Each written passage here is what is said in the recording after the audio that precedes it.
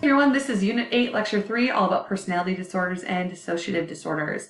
Personally, I think you're going to really find this fascinating. I certainly do. I'm going to talk a lot about some well-known but not well understood disorders, and not well understood by psychologists in some cases, but definitely not well understood by the public because these disorders are often blown up or twisted for the sake of storytelling in terms of movies, or even relaying stories of people like serial killers and murderers. So those things, those people do fall under some of these categories, but not all people with these disorders are these super scary people. And let's just remember as we continue to learn, yes, it's fascinating. Yes, it's okay to be super interested, but that we are talking about mental illness. And so there are real people struggling with these real issues. So just remember that as we dive in. So we are going to start off with dissociative disorders. Before we can talk about those disorders, we need to talk about what disassociation means. It's kind of like an intense version of daydreaming or getting lost in the moment. So we all kind of experience this to a mild extent here and there. Have you ever either driven or been driven someplace and all of a sudden you're there and you're like, whoa, how did I even get here? Like, I was so spaced out or lost in my own thoughts or lost in something else. Like, that went by in a flash and I don't even really remember the journey. To an extent, that's a disassociation, okay? But when we're talking about disorders, we're talking about something a little bit more intense and serious. So dissociative disorders are characterized by separation of critical parts of the personality, like memory, consciousness, or identity. All of a sudden, you don't remember who you are. Or you, like I said, you lose consciousness, like a gap of time just goes by and you don't even realize it. You may enter a fugue state or dissociative amnesia. Go ahead and add that in this description. You may enter a little dissociative amnesia fugue state, and that's a mouthful. But basically this idea that suddenly you don't know who you are, you don't know how you ended up in a new location, you don't know how or why you got there. And so we have to remember that while temporary dissociative states are common for most of us, temporarily, if I'm talking about a disorder, it happens a lot. It's persistent. It's pervasive. It happens throughout your life and in all sorts of situations. And really that's true for a lot of the disorders I'm talking about. The major dissociative disorder is dissociative identity disorder, which again sounds like a mouthful, but you are probably familiar with it as multiple personality disorder. That term is no longer in the DSM. It's now dissociative identity disorder, or DID. And it's the idea that there is a split in personality. So a person appears to have two or more distinct personalities, and each speaks, acts, or may write in different ways. They each seem to have their own memories, wishes, or impulses. Typically, one personality will deny the awareness, even knowing that the others exist.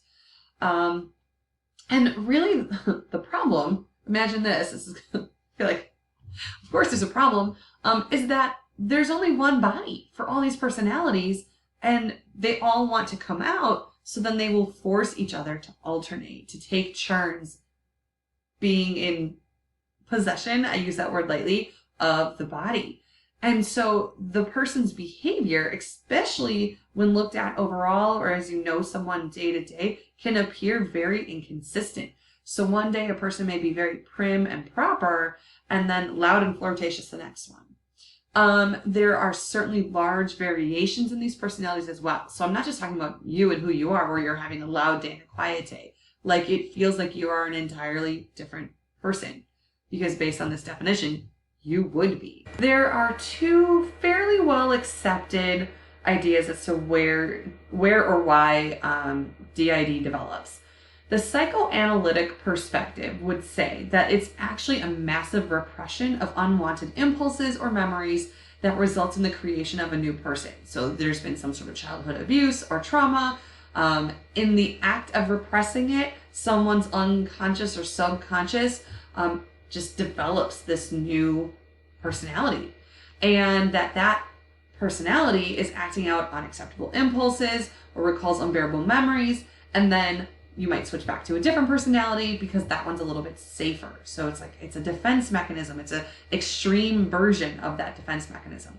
Behaviorists believe it's an extreme variation of acting so different. So we all act a little bit different in different situations. Our environment influences our personality, but this is such an extreme variation of it that you actually feel like a different person. And remember, behaviorists and learning theory, there's often some sort of reward or reinforcement or punishment.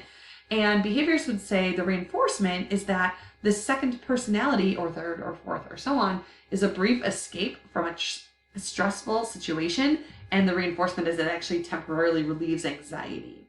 So both kind of agree that a major root is childhood abuse or trauma. And then, of course, there are still some, as I mentioned, that don't believe DID is a real disorder, that it's actually a con, or just simply a person trying to hide from, in a very intense way, trying to hide from life's stressors and anxieties. Now I'm going to move on to personality disorders. This is an entirely different category of disorders from what we just talked about. So be careful that you don't get that confused. This is the idea that within your personality, who you are, just your one self, not your multiple selves, your one self, that you have long-standing, inflexible personality traits that impair your social functioning. So you have these traits that make it really hard to go about normal life. But here's a little bit of a difference compared to some other disorders we've learned about. You might not feel distressed about who you are. They might not be very severe. You might be able to lead what seems like a pretty normal life. And you might not recognize that there's something wrong with you, if you will, okay, or something that needs treatment. In fact, if someone does seek treatment, it's probably because someone else is insisting that they do, whether it's a family member or even a court order, because you're committing crimes, and so you're required to. We'll get more into that, okay? There are 3 clusters of personality disorders. They are all going to be organized in your notes, but right here I'll go over them and they'll pop up again throughout this half of the lecture. Cluster A are personality disorders that exhibit odd or eccentric behaviors. B are those that exhibit dramatic, emotional, or impulsive traits. And C are those that exhibit anxious or fearful behavior. And these are all designed and laid out in the DSM. Let's start with cluster A, the odd or eccentric behaviors.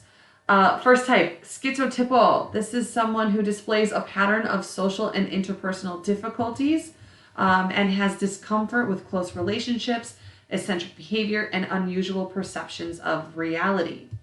A schizoid is someone who displays a pattern of indifference to or detachment from close social relationships. So schizotypal, they struggle with it. Schizoid, they act aloof or show no interest in relationships and show a limited range or few emotional expressions and experiences. So it doesn't seem like their emotions shift very much at all. And then a paranoid personality disorder is one characterized by paranoia and pervasive suspiciousness and generalized mistrust of others. Now, before I move on, throughout the rest of this slideshow, I will be giving you lists of example behaviors or symptoms according to the DSM that will help explain these disorders. You do not need to write all of them down. So I suggest you kind of pause, listen, think which of these examples or symptoms will help me understand this disorder a little bit more, and write those down. Okay, so do not write down everything word for word. You don't need all of it. But let's talk a little bit more about paranoid personality disorder and flush that out a little bit. Someone who's experiencing this disorder might believe that others are exploiting or deceiving them, that their friends and associates, the people that they're around, are untrustworthy, that if they confide information to someone, it's going to be used against them later, that there's hidden meaning in what people say and do around them, that it might mean something underhanded or shady, but to someone else, it might feel completely innocent. They also might believe that their spouse or partner is unfaithful. Moving on to cluster B, these are personality disorders marked by dramatic, emotional, or impulsive personality traits. These are tricky because all of the ones in cluster B can be self-destructive, can be frightening, are associated with frequent hospitalization, and they sound really overlapping. So it can be really hard to distinguish between them. So I'm going to go through them and then I'll try to point out their differences. First one, histrionic. This is someone who exhibits a pattern of excessive attention-seeking emotions or behaviors, usually beginning in early adulthood, including inappropriately seductive behavior and an excessive need for approval. However, a narcissistic personality disorder is someone who exhibits a pattern of exaggerated feelings of self-importance and have an excessive need for admiration and have a lack of empathy for other people. What's the difference between the two? A histrionic person wants to be the center of attention and might even do behaviors that are damaging or dangerous to get attention, or might throw a fit in public, again, to get attention. Narcissists believe that they already are the center of attention, and they should be, because they are simply superior people, and they have a hard time relating to others. There's a strong sense of entitlement in a narcissistic person. Someone experiencing borderline personality disorder, we're going to go a little bit into more depth with this one. This person would show a pattern of unstable, varying moods, varying self-image, self-concept, varying behaviors, and symptoms often result in impulsive actions and problems in relationships. So someone who basically is a little bit of a roller coaster within who they are. Here's a little bit more detail. Again, you don't need all of these. Sit back, listen, then choose which ones stand out to you to write down. To be officially diagnosed with BPD, you need to exhibit at least 5 of the following features. Perhaps this person would exhibit frantic efforts to avoid abandonment, have unstable and intense relationships, have an unstable self-image, act impulsively in ways that are potentially self-damaging, have reoccurrent suicidal or threats of suicidal behaviors, affect instability, so even just like the way that they come off to others seems to change quickly, chronic feelings of emptiness, inappropriate and intense anger, transient paranoia or dissociation. So like another example might be someone who falls greatly and deeply in love with someone and idealizes them and thinks that they're perfect, and then on a dime switches and intensely dislikes that person or devalues them and puts them down and belittles them, and then right away flips again to idealizing that person, the object of their affection. The belief is that they might have had some sort of trauma, and that some of these behaviors, rage, self-harm, things like that, were helping the individual cope with trauma, but then that behavior became reinforced and comes out in all sorts of inappropriate and non-traumatic situations. So that is a borderline personality disorder. Now, the other, very possibly the most well-known personality disorder is antisocial personality disorder. You might recognize it because this is the disorder often associated with the term sociopath or psychopath. Those terms are not used as much anymore, but that is what I'm talking about here. Serial killers, murderers, people who basically commit horrible actions against others and feel or possibly are incapable of feeling empathy or remorse. So by definition, a person, usually male, yes, this is more common in men, exhibits a lack of conscience for wrongdoing or empathy. So they have a lack of empathy. They cannot understand what someone else might feel, including towards family and friends. To be diagnosed, a person must exhibit at least 3 of the following: lack of obeying laws. In other words, they break laws all the time. They're frequently committing crimes. Repeated deceitfulness in relationships, such as lying, using fake names, or conning others for profit or pleasure. Yes, the idea of a con artist. A tendency to irritability, anger, and aggression, and a disregard for personal safety or the safety of others. This is something that cannot be diagnosed until an individual is 18. But what will happen if this is being evaluated to be diagnosed is that the symptoms need to have been shown since someone was 15. And there's even some evidence that might appear as young as 4 or 5 years old, such as a lack of fear conditioning. Like things that would normally scare your average child might not scare a child that later develops antisocial personality disorder. Or perhaps they don't learn lessons as quick as other kids. Like touching the stove will be hot. Don't do that. They might do it once, and normally that's enough for a kid to realize, oh, I won't do that again. But a child who is showing some early signs of this might do it again and again and again. Now, this is a fairly dangerous and scary disorder. It affects only about 1% of the population. And typically people with this disorder end up either having a hard time keeping a job, having relationships, and they might engage in violence or criminal behaviors. But another way to go is that sometimes these people are very clever and charming and manipulative and might be successful because they're really good con artists. One more note on the criminality feature. Not all criminals are psychopaths or have antisocial personality disorder. But of the small percent of the population that does have this disorder, it is not uncommon for them to commit crimes and therefore end up as criminals. A study was conducted of 41 murderers' brains to try to understand the characteristics of APD. And what those PET scans revealed was that there was reduced activity in the frontal lobes, meaning the areas associated with impulse control and keeping aggressive behaviors in check showed less activity. In a follow-up study, repeat offenders had 11% less frontal lobes as a whole compared to a normal brain. So really, it just goes to show that there probably is a brain or biological component to APD. And that maybe one of the reasons people with APD don't empathize with others is that their brains don't actually allow them to. Like, they cannot empathize physically. Before I move to our last cluster, I want to talk about these two other disorders. These are technically also neurodevelopmental disorders, which we will touch on in another lecture, but these are possible early indications of APD, and they occur in children. These are not considered personality disorders because personality disorders can't be diagnosed until you're roughly 18 years old, but they might indicate that APD is developing.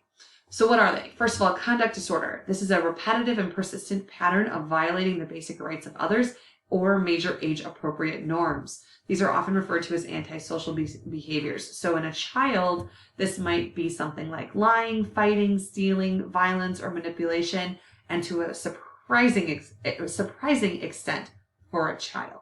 The other is oppositional defiant disorder, and this is a child showing a frequent and persistent pattern of anger, irritability, defiance, or vindictiveness towards parents or other authority figures. So looking at the name of that, oppositional, so constantly antagonizing, defying the people in charge of that child. The final cluster is cluster C, anxious, characterized by anxious or fearful behaviors.